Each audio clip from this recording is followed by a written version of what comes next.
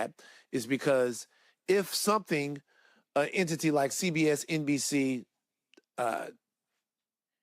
they come out and they say something that's untrue, well, then you sue a gigantic conglomerate. Mm-hmm. And you sue a gigantic conglomerate, and the damages that you can win from that conglomerate are immense. But not just that. The harm to their prestige was such that whenever they get caught in a scandal where they lied or they got some information wrong, it significantly affected their place in the marketplace. Meaning if Americans are looking for a place to get truthful information from, or either even somewhat accurate information from, and it's between those big companies, part of their selling point to America is that we give you the most accurate stuff. Mm-hmm. Fox changed that.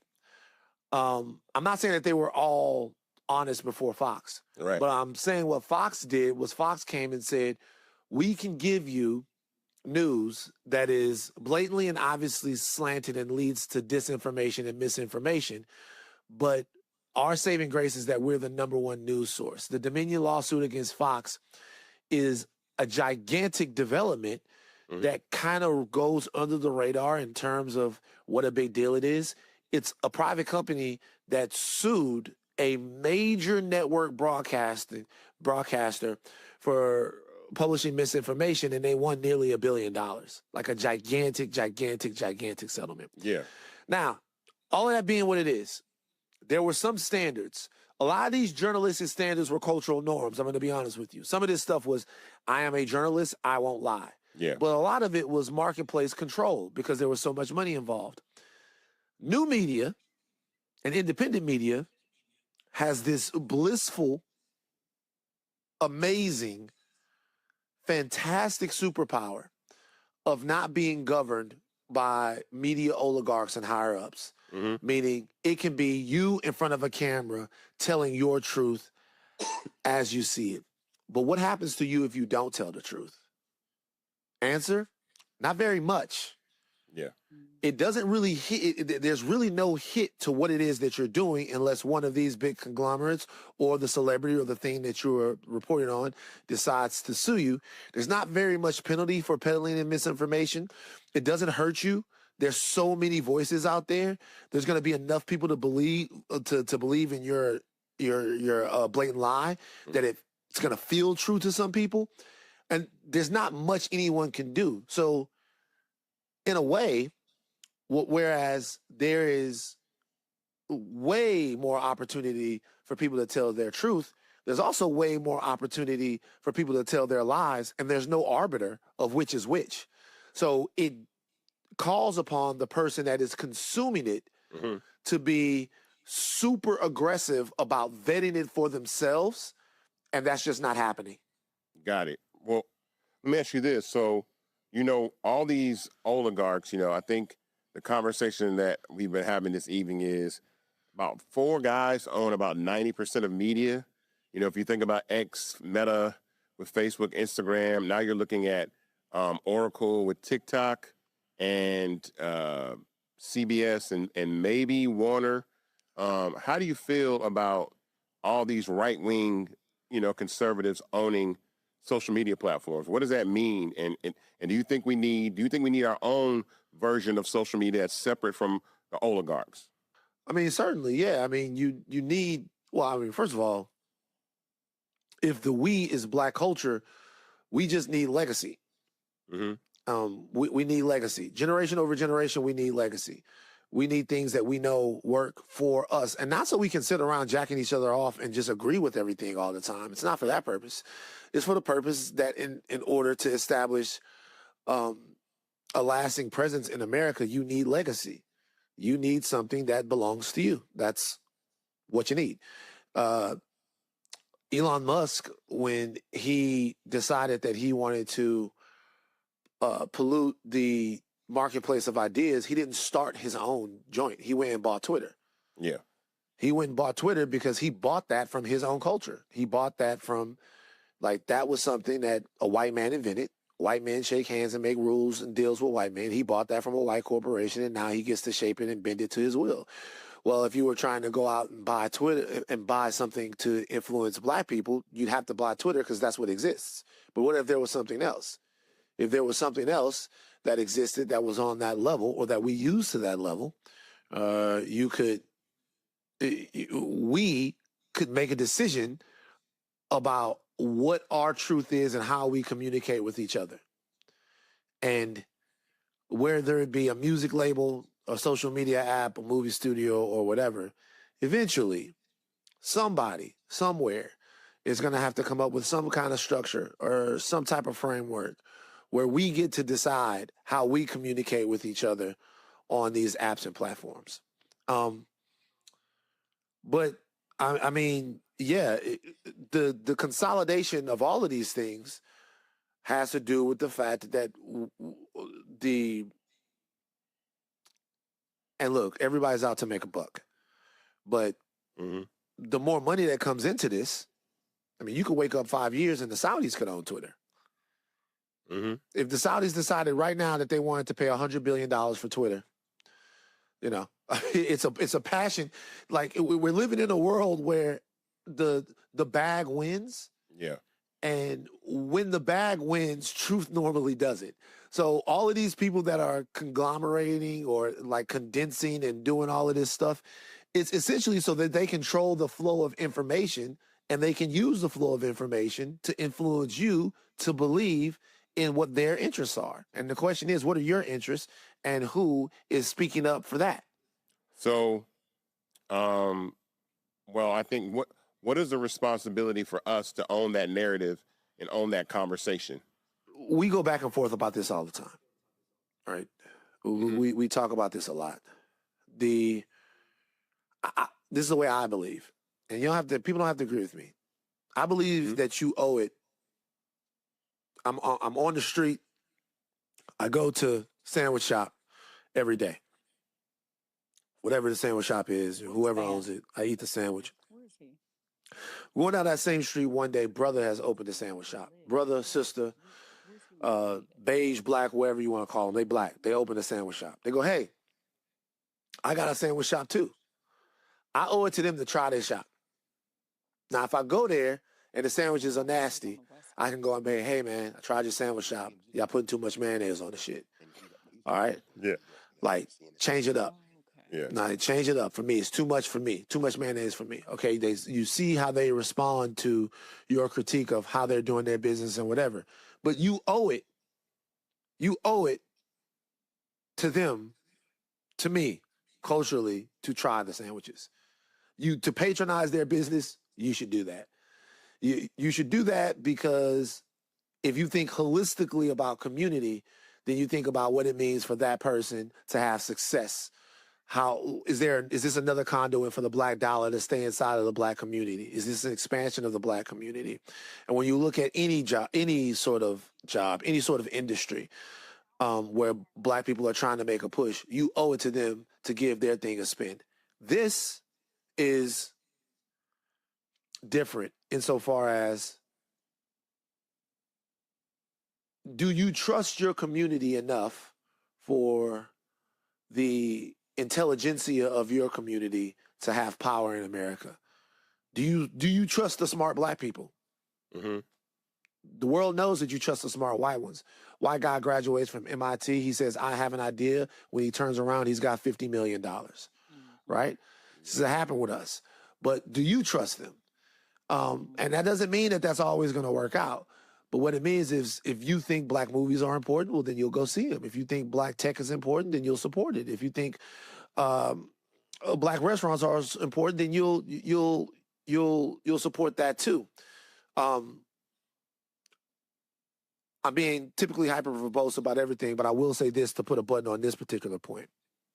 There's an extra added thing that's about to enter into this, and we see it happening already, which is persecution. We're quickly careening towards a political reality in this country to where what you say will get you persecuted by the powers that be. Like, what you might say on Twitter might have somebody at Twitter not only getting rid of your account for a violation of whatever their fluid terms of service are, but it might have them sending what you said to the FBI. It might have them sending what you said to some other overlord in order to get you in trouble and have somebody come after you, your freedom and your business and your personal persona. The question is, when you talking, who do you feel comfortable talking to? Who do you feel comfortable talking around? Who do you feel comfortable with your data, with your information? Do you feel comfortable with people from your own community that you might know having that? Or do you feel comfortable with Elon Musk and some of the other people, Bari Weiss at the Free Press, who is now going to be editor-in-chief of CBS News? Do you feel comfortable with them? Pretty soon, black media spaces, black tech spaces, they aren't going to be a choice. They're going to be a necessity. They're going to be the only place that you might be able to express yourself freely and honestly. And then the question will be, once they have that power, how they respond to it, and you never know. Wow. Well, I thank you. You put a lot of intelligence and intellect into this conversation tonight. Tell everybody where they can find you online, where they can watch your show, and they can support you and find you. I don't care. I'm not saying that. No plugs. If you like me, come. If you like me, you've seen me before. Come find me. I ain't got nothing to sell you. I'm telling you right now. Get involved in your future. Whether you hear from me, whether you hear from Ike, he got some Atlanta propaganda to sell you. Whether you hear from me, whether you hear from Ike, whoever you hear from, I don't need you to come get more from me. Just get it from somebody. I appreciate y'all. Thank you, man. I appreciate it. Thank you very much for joining us, my guy. Always, you're a good man, and you stay at the forefront of what's right. We don't always agree, yeah, but I know I can trust you, and that's the most important thing. Same here. Thank you very much, man. All right, peace. All right.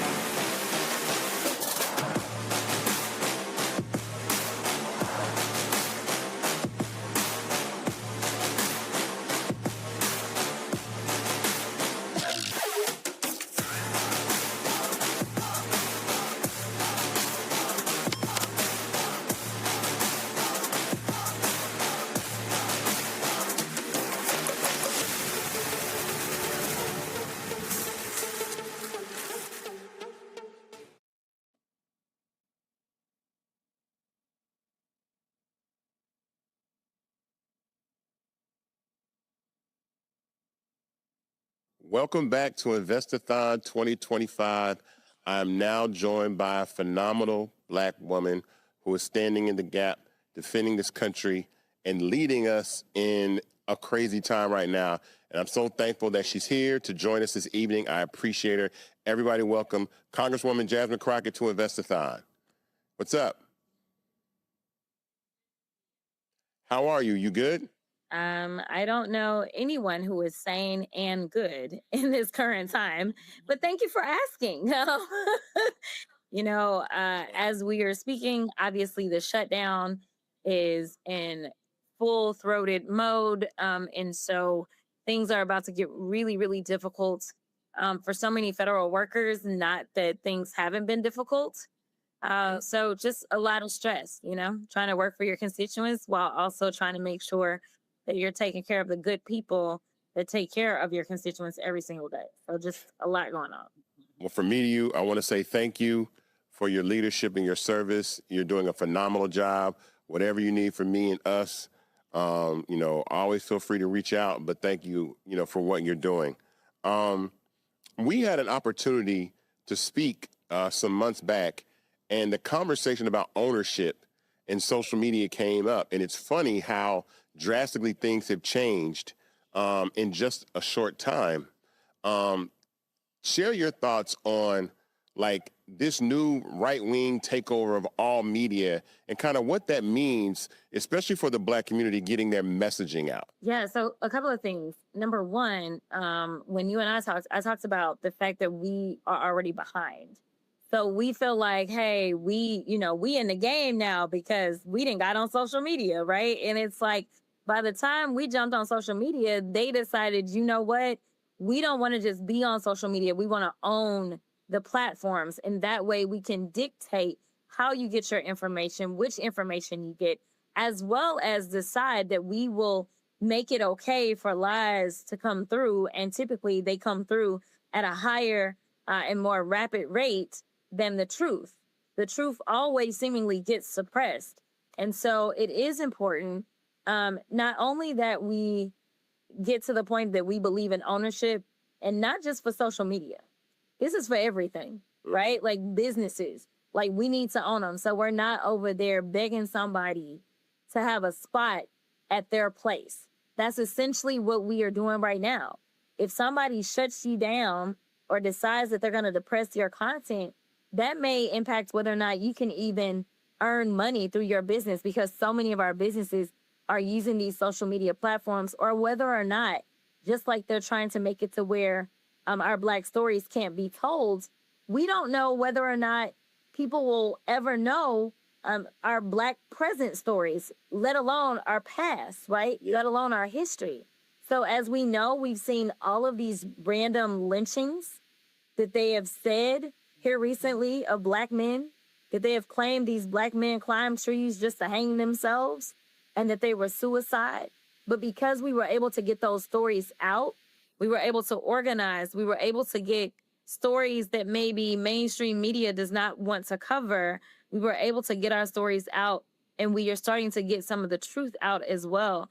So we just don't want to be put into a vulnerable situation to where our stories won't get told, to where our truths, to where our images, our real images, are not going to be on full display because they only want to display this caricature of who they think we are versus the reality of who we are. Well, what do you think? What's the responsibility to support alternative platforms now that we're in this arms race for access to distribute information? You know, I actually built, fan base for the reason to just also have a place where our truth, our version, we could reach each other, communicate with each other as a people, as Black people, as a community, as people that don't have this ideology that exists on the other side. What's the responsibility of us to support platforms like Fanbase and other platforms that get the messaging out that aren't contaminated? Yeah, I think that we've always figured out a way to have our own space. No matter what it was, we have always been the culture curators, right? And so people follow our lead and follow our trends. And so I do think it's important that we are very intentional in this moment, especially as they are trying to delete who we are. They are trying to delete our real life stories, that we say, you know what? We are not going to allow you to have that much power over us. So we've got to be very intentional in all ways, whether we're talking about the virtual world or whether we're talking about the real world, being very thoughtful about how and where we spend our money and our energy and our time. We've seen that with the boycott of Target, right? Like, it is very important. We saw what happened when people got riled up about Jimmy Kimmel, right? Yeah. They brought Disney to their knees. So this is not only an opportunity for us to be able to communicate, but it's also a way for us to garner our power, right?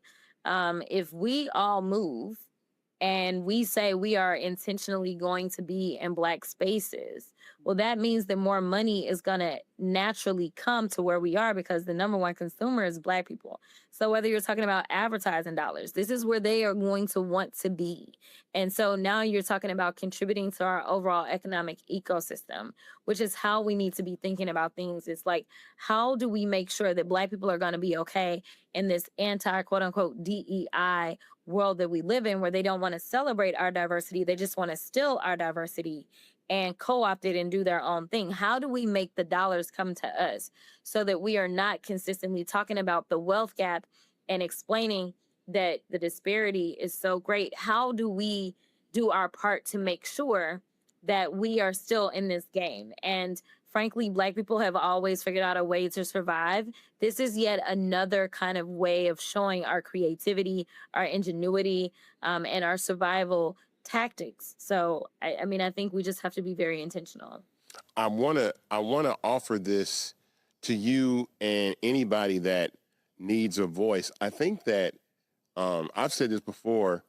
A lot of times, like campaigning and getting messaging out has moved digital, and I think the tool to reach voters through social media is being underutilized, especially probably by the Democratic Party in ways that I feel like the other side is doing so very, very effectively. What do you think about using social media as a way to campaign, message, reach people in mass? We have these great audio rooms on Fanbase that are available that you don't even have to download the app. You can actually just have an audio town hall, and anybody that has the link could listen. So hundreds of thousands of people could listen to a conversation, to mobilize voters, register to vote, all these things. How important is using technology in this era to mobilize voters in action? I mean, it's paramount, right? When I think about technology and campaigns, or when I just think about, technology as a whole, there was a time in which we got around because of horse and buggy, right? And then we advanced a little bit, and we put a little carriage onto their horse and buggy, right? And then we advanced a little bit more, and we found an engine to put up in there, right? And so we continue to make advancements in general, and we change our mode of transportation. But how we communicate, especially in these campaigns, it has to change. And we've seen the shifts. And so do I believe in kind of the fundamentals of campaigning? I do. But you've got to make sure that you layer in and recognize that this is just the way that you get to certain people. There used to be a time when we had telegraphs, right? And that was a way of communicating. And we don't use telegraphs anymore. And then, do we use our landlines as much as we used to? Not quite, but some people still got them, right? So you still need to make sure you got your landline and you're doing your robocalls, but you also need to make sure that you're using cell phones and text messaging people, right? But then you also need to make sure that you're not only doing what we call broadcast TV, but now people do cable TV. They also do streaming, as well as it's very important to make sure that a portion of your communications is just through social media. And I love the fact that you can do your teletown hall and broadcast it anywhere, and we're in the shutdown. So this is on my official side, right? But I think it's always important to make sure that I'm communicating with my constituents. And one of the things that I told my team is that I didn't just want to do the teletown hall anymore where we just jump on the phones, but I was like, we need to simulcast this all out online to all the platforms that people prefer. And so we are going to try to add that component to it as well, so that it's, yes, I'm on the phone. So for my OGs that are like, I just want to call in and listen, they can do that. But for people that are saying, I'm not getting on the phone and listening, but I will pull up, my app and I'll listen to a live. So if you really want to stay on top, if you want to stay in office, you would be wise to stay with the curve, if not ahead of the curve, when it comes to technological communications. And lastly, the First Amendment, we spoke briefly, is being challenged. I know that, on over here, we don't really, I'm not going to say really, we don't want to censor individuals. We want people to have the freedom to speak and use their voice to get their message, especially this attack on Black culture and Black people. How do you think we should move in this way of communicating and utilizing our voice to express what's going on and fight in ways that we can, just using our voices online to spread awareness? Yeah, it is so important. I mean, the only thing that's been revealed to me is that we have failed. We have failed to adequately and accurately educate people on what it is to be patriotic, what it is to be American, what it is to be a country that has a constitution, and what it is the Constitution stands for. The fact that we debate some of these things is absolutely astounding, because I'm like, these are basics. But when you have people that are at the very top and they are acting as if there is an argument to be made, then no wonder that other people are struggling. And so our First Amendment, our constitutional rights are in distress right now. And it's not just the First Amendment. But I mean, I would imagine that if it's first, it was kind of important, right? Absolutely. And so this is where you're going to get your freedom of speech, your freedom of assembly. And so we've seen them trying to go after freedom of assembly so much with the protests, right? They've tried to crack down on protests in general. That is what assembly looks like. We've seen them going after freedom of press, just also the First Amendment. And this is where we see all the shakedowns from Trump. You know, Trump has finally been able to get him some coins by suing everybody that says something that he does not like and then just getting a payout. I mean, the corruption is astounding. And I'm sorry, but like, if y'all would have elected the black woman, at a very minimum, y'all already know she wasn't even going to try this stuff, because black people already know we be under the damn jail. So like, yes, like, but this is what happens when you got privilege. For those that didn't know what it looked like, just look at the White House, the 34 count convicted felon who's not a black man, to be clear, because like never would have happened. But nevertheless, right? So we see the attacks on freedom of press, and then the freedom of speech, right? We see the students. I just got a great update from a young lady that is down in Texas. I won't say her name, but she had a situation after this Charlie Kirk stuff, right? Because they forgot what freedom of speech looked like when it came to, you know, even just repeating his own words. I mean, repeating his words was like controversial. I'm like, was it controversial when he said it? Because being black, Right. it felt controversial when he said half the stuff, but whatever. So they went after so many of these students that it seemed like, at least the images that I saw, they were black students. And, you know, it's like, say what you want to say, feel how you want to feel about how somebody feels about the ultimate result of what happened with Charlie Kirk or whatever. But like, this country stands for freedom of speech. So I get lots of hate mail all the time. And it is what it is. Like, I mean, they are free to say crazy stuff. I think that where we have fallen, though, is that every constitutional right has limits, right? Like, it's a balancing test. And so we have always, you know, taught people that in law school, they say you can't yell fire in a crowded movie theater. Even though you've got freedom of speech, that has the potential to directly cause harm to people, because if people start running and trampling over people, that's next level. So you wouldn't be protected in that way. You would end up catching a case, right? Similar to the case that the president caught for his incitement. It resulted in people being harmed. It resulted in damage to our Capitol. He really should have been jailed for that as well. But now it's like, if you just say, do like Jimmy Kimmel and play a tape of him talking about his, you know, they asked him about his friend, and instead he wanted to talk about this bootleg ballroom. You know, feel away, but like, it's free speech. And frankly, it was just your words. So what we have seen is that they want to say the most ridiculous things. I had somebody that literally sent something that crossed the line to me yesterday.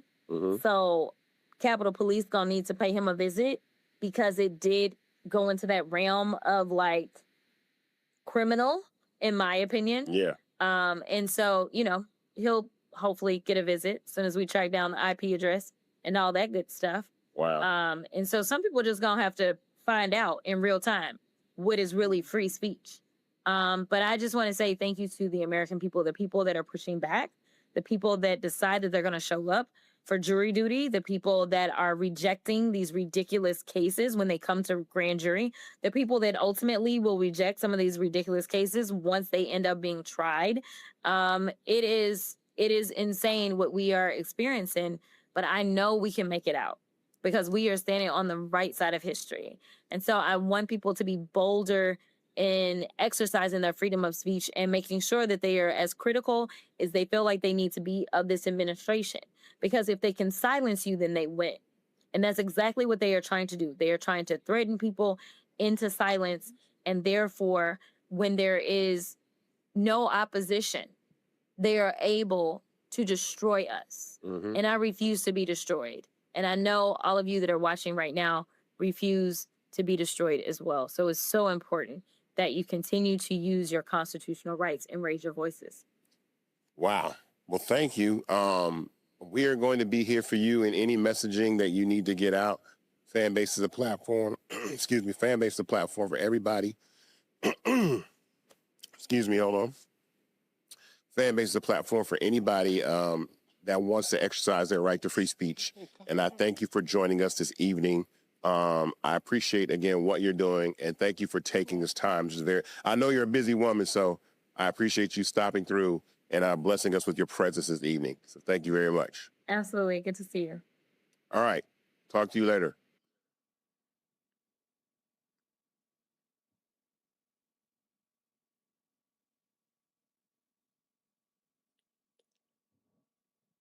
All right. Welcome back to Investathon 2025. This is the end of the program.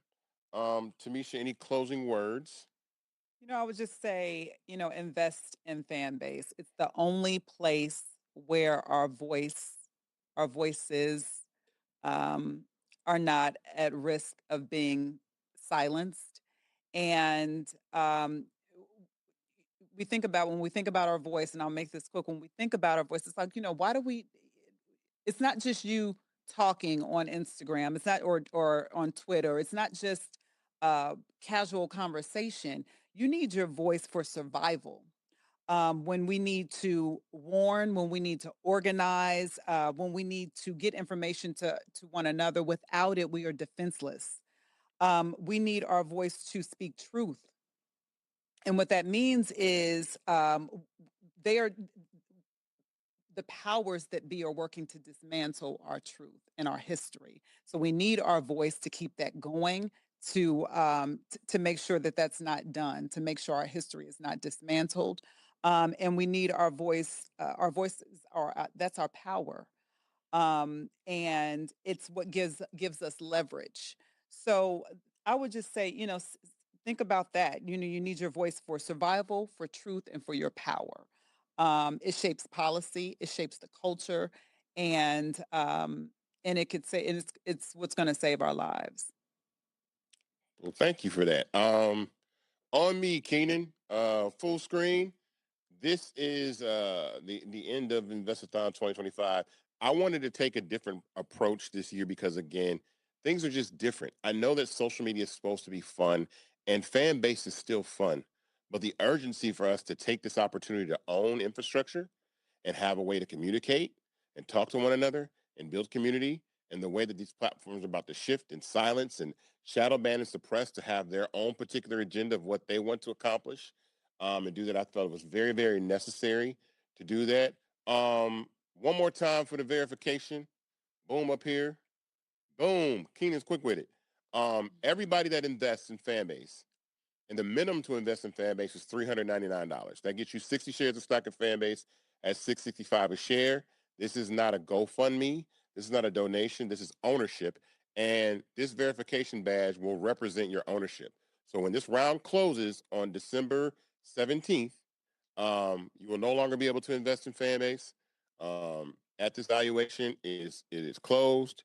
We have done a lot, but we're bringing this round to a close. In Canada, go to frontfunder.com. I'm sorry, frontfunder.com/fanbase, and that's FRONTFUNDR/.com/fanbase to invest.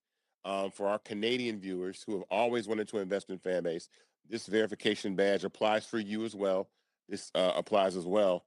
And we're going to continue to build. Coming up towards the end of this month, we spoke briefly about this tonight, is our recommendation engine for Fanbase. We're launching an all-new recommendation engine. Our algorithm, that is DEI AF, to include everybody, right? And to include all voices, not silence people, making sure that you're getting the right content, the things that you want. We've been really quiet about what we've been building at the platform this year. Not a lot of cosmetic updates. There's some surprises coming, but I wanted to make sure that even this raise is what it's about. This is a challenge. This is a grassroots built company. This is not a bunch of VCs that got together and threw a bunch of money at some people that don't look like us to build something that we use and make a multi-billion-dollar platform that we don't own. And so again, I want to thank Roland Martin for allowing us to host us tonight, as well as Real Life Productions, which is Real Life Street Stars, Beehive TV, Not All Hood, and Ryan Holtz in Canada. I want to thank Tamisha again for joining us, who really set the tone for this evening.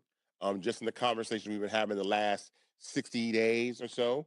I want to shout out everybody at Fanbase that continues to work hard, the entire development team, our senior leadership team. Shout out to everybody that's here in studio tonight. If you guys can't see, there's a lot of people around us, but Andy, Noah, Mario, Lauren, Ava, Keita, Valley, everybody that's been joining us, Ebony, all that have been a part of tonight. And I thank you. But again, go to startengine.com/fanbase and invest. This is an opportunity, again, that Black culture and Black people need to take to own something. I built this platform because I'm tired of us building up somebody else's platform and then we having to kiss their behind to get the respect and the ownership and the equity deserve.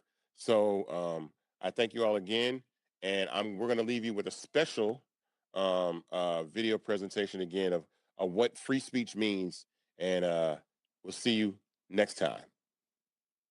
Growing up, we were taught that freedom of speech was our God-given right. Life, liberty, and the pursuit of happiness were supposed to be the foundation of this nation. But every day, we see these principles betrayed. Our outspoken cultural leaders, friends, and family, people who dare to use their voices, are being targeted for their viewpoints. Not for violence, not for hate, but for words. For criticism, for truth. Think about that. Everyday people, the people you follow, listen to, and look up to, are being silenced and labeled dangerous simply for speaking their mind. If it can happen to them, it can happen to any one of us. Influential creators, the very people shaping culture and sparking dialogue, are being branded dangerous for speaking out against injustice. Their voices are being buried, their reputations attacked, and their livelihoods threatened. This is why we cannot depend on platforms that are not built for us. Platforms that suppress us and mute us the moment our words challenge power. The future of the creator economy requires founders who stand on principle, whose ideals don't bend with politics, and whose values don't shift based on who holds power. We should all demand nothing less. We crave spaces created by us, for us. Spaces where freedom to be you is not just a slogan, but a guarantee. We deserve and must demand spaces where our voice can't be silenced and our history can't be rewritten. Places where what you create belongs to you, where your future isn't at the mercy of an algorithm, and where the community protects its own. This isn't just about social media. It's about agency and ownership. It's about making sure that no one corporation or politician can decide whether your voice matters. Today, I'm calling for all of us to stand together and declare, enough is enough. Enough of being silenced. Enough of being labeled as threats for daring to speak. The future belongs to the creators, the truth tellers, the movement builders. And our future will be written on platforms that cannot be bought, muted, or weaponized against them. That is our birthright. Let us be brave, let us be bold, let us be seen, and let us be heard together. Every movement has a moment. Our voices express our freedom, and our freedom is non-negotiable. Now is our time. And as MLK taught us all, darkness cannot drive out darkness. Only light can do that. Hate cannot drive out hate. Only love can do that.